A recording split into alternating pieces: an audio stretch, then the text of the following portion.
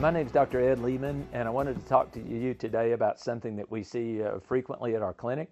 And this is a condition called hypothyroidism.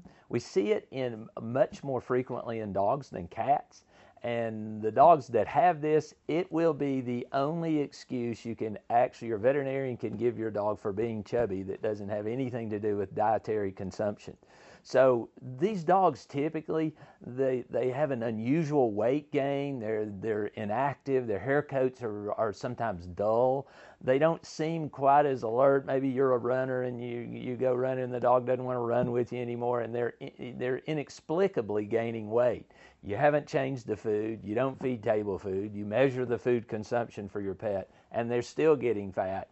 Have them check for their thyroid function checked. Your veterinarian can run the blood test, he can do a good physical exam, can tell you if that's what's wrong, and if so, it is one of the greatest diseases to correct. The supplementation really helps. You give it a couple of times a day. We have it here at Pet Mart Pharmacy. It's an inexpensive supplementation, so it's a great way to check if you have that 6-year-old dog that all of a sudden, male or female, all of a sudden started gaining weight and becoming inactive. Check its thyroid function. You'd be surprised. There are more of them than you would imagine. And they lose the weight, they become active, they're mentally more alert, they feel better, and it's a really a productive diagnosis to make. So ask your veterinarian, they'll walk you through it, but have that checked, and when you get a chance, and then try the supplementation.